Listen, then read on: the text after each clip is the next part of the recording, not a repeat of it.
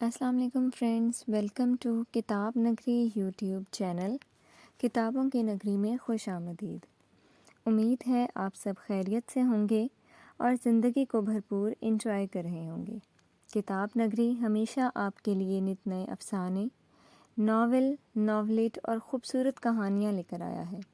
اس بار آپ کی خدمت میں حاضر ہے پری شاہ کے قلم سے لکھا گیا خوبصورت قسط وار ناول میں بھی محافظ ہوں کی 5ویں قسط۔ لیکن قسط سے پہلے اگر آپ نے چینل کو سبسکرائب نہیں کیا تو جلدی سے اسے سبسکرائب کیجیے اور بیل آئیکن کا بٹن پریس کرنا مت بھولیے گا۔ تو اب چلتے ہیں ناول کی 5ویں قسط کی جانب۔ ایک اور طرح سے بھی میں آپ کی مدد کر سکتی ہوں۔ ان کو جیسے اچانک یاد آیا تھا۔ کس طرح؟ عفاف نے جلدی سے پوچھا۔ اب اپنی کزن سے کہیں کہ استخارہ کر لیں۔ وہ کیسے کرتے ہیں؟ اس نے استخارہ کا نام تو سنا تھا پر کرنا نہیں آتا تھا۔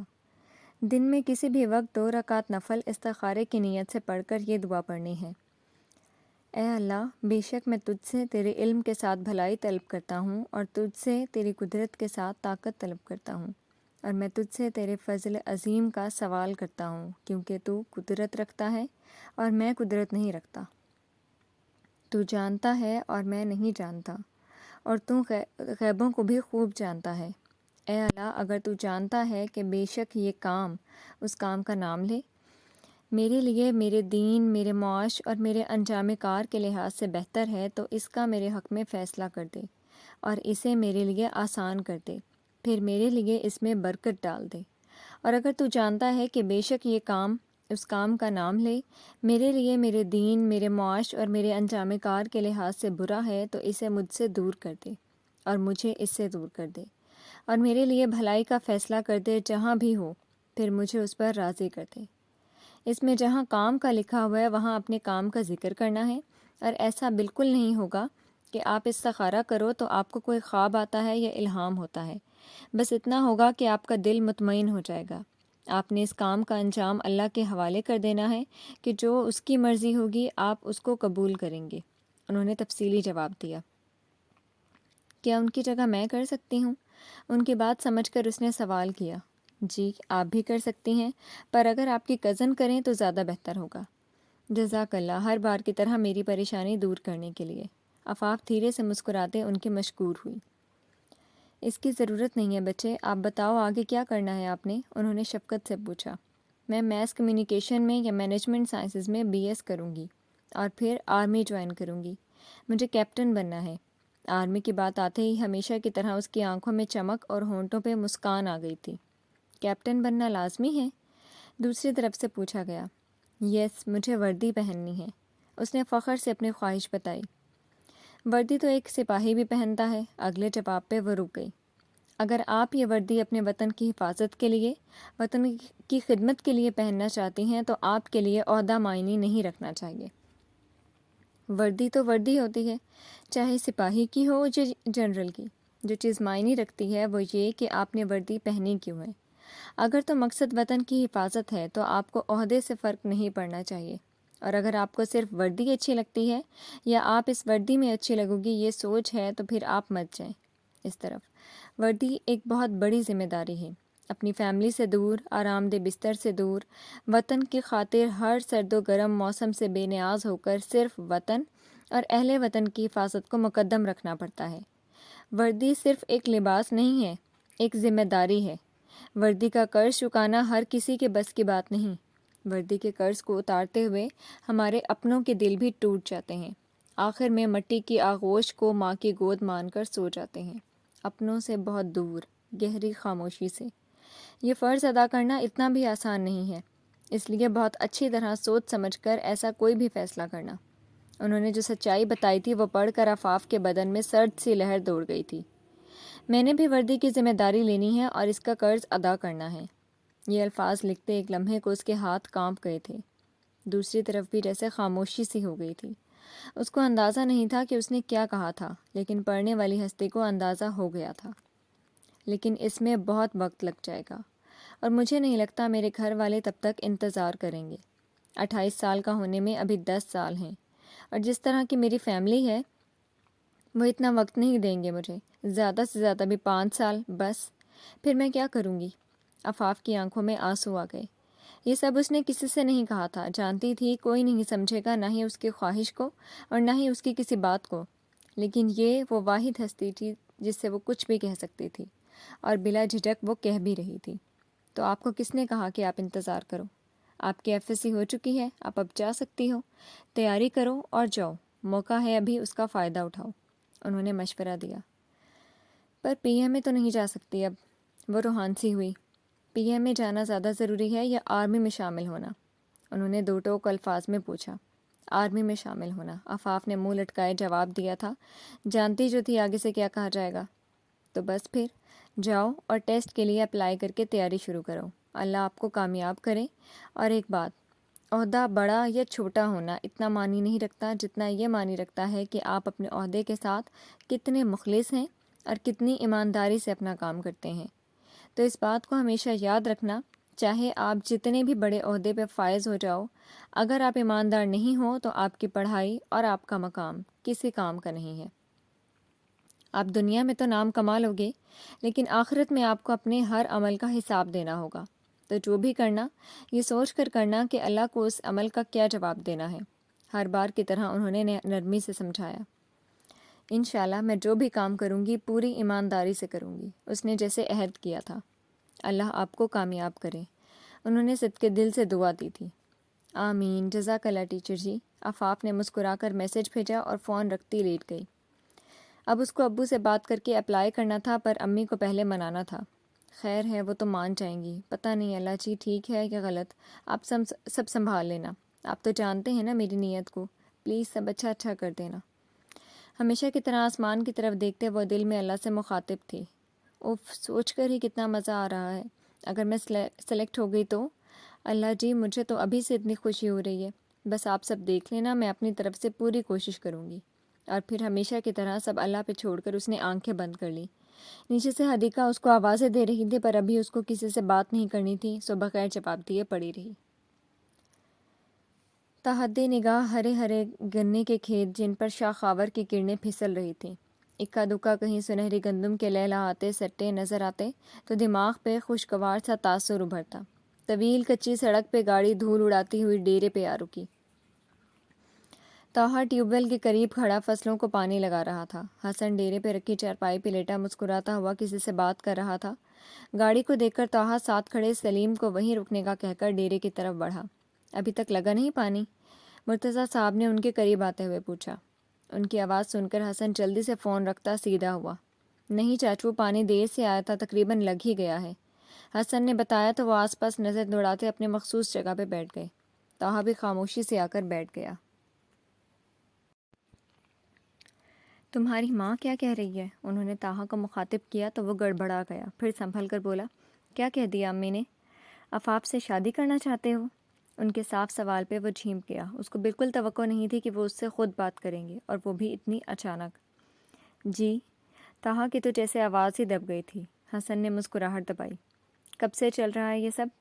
انہوں نے مشکوک نظروں سے طاہا کو دیکھا۔ اس سب کو چھوڑیں، آپ یہ بتائیں چاچو سے بات کریں گے نا؟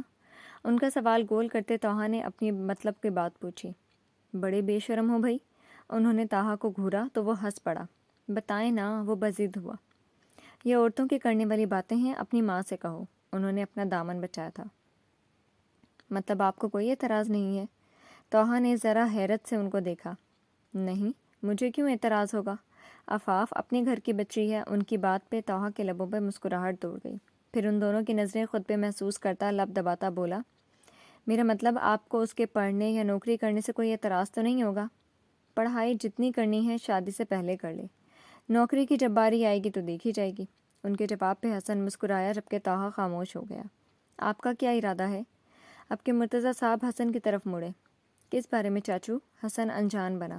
شادی کے بارے میں، شہلا کہہ رہی تھی ارتضیٰ سے بات کر کے تاریخ طے کر لیں، انہوں نے سنجیدگی سے کہا تو حسن مسکرایا، پر جلدی سے مسکراہٹ چھپا کر سنجیدگی سے بولا، یہ تو آپ سب کی کرنے والی باتیں ہیں، جیسا آپ کو اور امی ابو کو ٹھیک لگے۔ مرتضیٰ صاحب سر ہلاتے اٹھ کر گھر کی طرف چلے گئے تو حسن مسکراتا ہوا پھر سے لیٹ گیا۔ بالآخر حدیقہ اس کی زندگی میں شامل ہونے والی تھی۔ کتنے معصوم ہو نا تم، کیسے پوچھ رہے تھے کس بارے میں چاچو؟ اس کو مسکراتا دیکھ طاہا نے اس کی نقل اتاری۔ تمہیں کیا تکلیف ہے؟ حسن نے اس کو گھورا۔ سیدھے ہو جاؤ اب تم، چھوڑ دو لڑکیوں کا پیچھا، اب تو شادی ہونے والی ہے تمہاری۔ طاہا نرمی سے بولا، جب شادی ہوگی تب دیکھا جائے گا۔ حسن نے ہمیشہ کی طرح اس کی بات ایک کان سے سن کر دوسرے کان سے نکالی۔ حدیقہ آپی کو پتہ چلا تو کیا سوچیں گے وہ؟ تھوڑی شرم کر لو۔ طاہا نے ایک اور کوشش کی۔ یہ خطبہ کسی اور کو دینا، اور اس کو جو سوچنا ہے وہ سوچے، میری بلا سے۔ حسن بغیر کسی بات کو اہمیت دیے پھر سے فون میں لگ گیا۔ وہ تمہاری ہونے والی بیوی ہیں، اگر انہوں نے پوچھ لیا تو کیا جواب دو گے؟ طاہا نے اس کو ڈرانے کی کوشش کی۔ بیوی ہوگی، میری مالکن نہیں ہوگی جو اس کو جواب دوں گا۔ میری جو مرضی ہے میں کروں گا، تم یا وہ کون ہو مجھے کچھ کہنے والے؟ اپنے کام سے کام رکھو، زیادہ اس کے ہمدرد بننے کی ضرورت نہیں ہے۔ حسن غصے سے اس پر بھڑکتا اٹھ کر چلا گیا۔ طاہا نے افسوس سے اس کو دیکھا اور فصلوں کی طرف چل دیا۔ فی الحال وہ حدیقہ کے لیے کچھ نہیں کر سکتا تھا۔ امی، میں پہلے بتا رہی ہوں کہ آپی کی مہندی پہ میں لہنگا پہنوں گی۔ ایمن نے کچن میں کھڑی رضیہ کے کانوں تک اپنی بات پہنچائی۔ کل ہی مرتضیٰ صاحب کا پیغام آیا تھا کہ اگلے ہفتے وہ لوگ شادی کی تاریخ طے کرنے آئیں گے۔ تب سے ہی گھر میں شادی پہ پہنے جانے والے کپڑے زیر بحث تھے۔ نہیں امی، لہنگے کا فیشن پرانا ہو گیا ہے، شارٹ فراک کے ساتھ کیپری اچھی لگے گی۔ فیشن کانشیس صدف ہی کیوں پیچھے رہتی؟ مہندی کے لیے لہنگے اور شارٹ فراک پہ ایمن اور صدف کی بحث ہو رہی تھی۔ عفاف اپنا فون لیے حدیقہ کے ساتھ جڑ کر بیٹھی اس کو کچھ دکھا رہی تھی۔ اگر اب تم دونوں کی آواز آئی تو میں نے کسی کو کچھ نہیں لے کر دینا۔ کچن سے رضیہ کے غصے سے بھری آواز سنائی دی تو دونوں نے ایک دوسرے کو کھا جانے والی نظروں سے دیکھا۔ صدف اٹھ کر کمرے میں چلی گئی اور ایمن نے اپنی نظریں ٹی وی پہ جما دیں۔ آپی، میری ٹیچر نے کہا ہے استخارہ کرنے کا، آپ کر لیا کریں روز۔ میں نے امی سے بھی کہا ہے اور میں بھی کروں گی۔ حدیقہ کو میسج دکھاتی وہ آہستہ آہستہ بول رہی تھی۔ پر اس کی کیا ضرورت ہے عفاف، شادی تو ہونی ہی ہے نا، تو پھر اب استخارہ کرنے کا کیا فائدہ؟ حدیقہ سنجیدگی سے بولی۔ آپی پلیز نا، میرے لیے، میرا دل مطمئن ہو جائے گا۔ عفاف نے التجا کی۔ اچھا ٹھیک ہے، اگر اس طرح تم میری شادی سے خوش ہوتی ہو تو کر لوں گی، پر پلیز اب مجھ سے ناراض مت ہونا، میں نے تو اب چلے جانا ہے اس گھر سے۔ حدیقہ کی آنکھوں میں آنسو آ گئے۔ اچھا نہیں ہوتی ناراض، آپ روئیں تو نہیں؟ چلیں آپ کے لیے لہنگے دیکھتے ہیں۔ عفاف اس کے گال پہ چٹکی کاٹتی مسکرا کر بولی تو وہ بھی مسکرا دی۔ آپی یہ غلط بات ہے، آپ سارا دن عفاف آپی کے ساتھ رہتی ہیں، ہم سے بات بھی نہیں کرتی۔ ان دونوں کو فون میں گم دیکھ کر ایمن خفکی سے بولی۔ ارے میری چندہ، ادھر آ جاؤ تم بھی۔ حدیقہ نے ہنستے ہوئے اس کو بلایا تو وہ بھی ان کے ساتھ چپکتی فون پر جھک گئی۔ ابھی وہ تینوں فون میں گھسی کپڑوں کی ڈیزائن دیکھ رہی تھی جب گھر کے باہر گاڑی رکنے کی آواز آئی۔ ہائے، اب کون آ گیا؟ عفاف نے منہ بنایا۔ پاگل، مہمانوں کو ایسے نہیں کہتے۔ حدیقہ اس کے سر پر چپت لگاتی اٹھ کر دروازہ کھولنے گئی۔ صبا بھابی اور عابدہ بیگم طاہا کے ساتھ آئے تھے۔ امی کچن سے باہر آ کر ان سے ملتی ان کے ساتھ ہی روم میں چلی گئیں۔ عفاف بھی چہرے پہ مسکراہٹ سجائے ان سے ملی اور کچن میں آ گئی۔ کھانے کے وقت آئے تھے تو ظاہر ہے کھانا کھا کر جاتے۔ سالن، سلاد اور میٹھا اس نے حدیقہ کے ساتھ مل کر بنا دیا تھا۔ اب روٹی امی نے خود بنانی تھی۔ امی عابدہ چچی کے ساتھ کچن میں چلی گئی تھیں۔ عابدہ چچی نے کوئی بات کرنی تھی تو وہ اٹھ کر روم میں آ گئی جہاں سب بیٹھے تھے۔ طاہا بھی ارسلان کے ساتھ وہیں بیٹھا تھا۔ وہ صبا سے شہری کا پوچھ رہی تھی جس کو وہ گھر رابی کے پاس چھوڑ کر آئی تھی۔ کسی کی نظریں خود پہ محسوس کرتے اس نے دیکھا تو طاہا کی نظریں خود پہ دیکھ کر وہ پہلو بدل کر رہ گئی۔ پتہ نہیں کیوں پر وہ آج بہت ہی عجیب نظروں سے دیکھ رہا تھا۔ آگے کیا کرنا ہے عفاف؟ صبا کی آواز پر اس نے چونک کر اس کی طرف دیکھا۔ فی الحال تو سوچا نہیں، عفاف غائب دماغی سے بولی۔ وہ ابھی تک طاہا کی نظریں سمجھنے کی کوشش کر رہی تھی۔ اب کیا سوچنا؟ 12 تم نے پڑھی ہیں، آگے طاہا پڑھ لے گا، انہوں نے ہنستے ہوئے کہا تو طاہا بھی ہنس دیا۔ ان کی ہنسی سے عفاف کو خطرہ محسوس ہوا پر بات سمجھ نہ آئی۔ بغیر کوئی جواب دیے وہ اٹھ کر کچن میں آ گئی۔ امی روٹی بنا رہی تھی، چچی شاید نماز پڑھنے چلی گئی تھی۔ عفاف، امی کی پرسوچ سی آواز پہ عفاف جی کہتی ان کی طرف متوجہ ہوئی۔ عابدہ بھابی نے ایک بات کی ہے، انہوں نے تمہید باندھی۔ کیا؟ عفاف کا دل زور سے دھڑکا۔ طاہا کے لیے تمہارے رشتے کی، انہوں نے جیسے عفاف کے سر پہ بم پھوڑا تھا۔ عفاف کی تو جیسے دھڑکن ہی رک گئی تھی۔ بے یقینی سے اس نے امی کی طرف دیکھا۔ کیوں؟ اس کو شدید صدمہ لگا تھا۔ کیا مطلب ہے کیوں؟ ظاہر ہے شادی کے لیے، اب جس گھر میں بیری ہو وہاں پتھر تو آتے ہی ہیں۔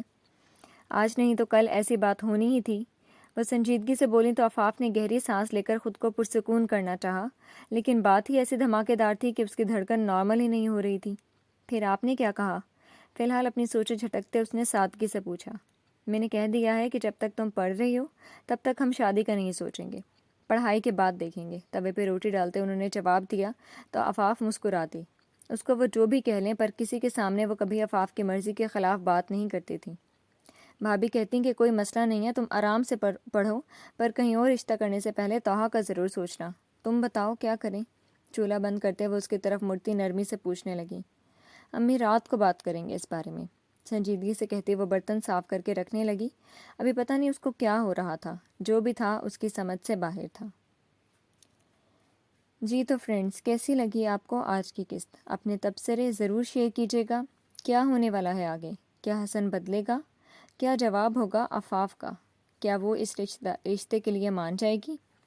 جاننے کے لیے انتظار کیجیے اگلی قسط کا۔ خوش رہیں اور خوش رکھیں۔ شکریہ، اللہ حافظ۔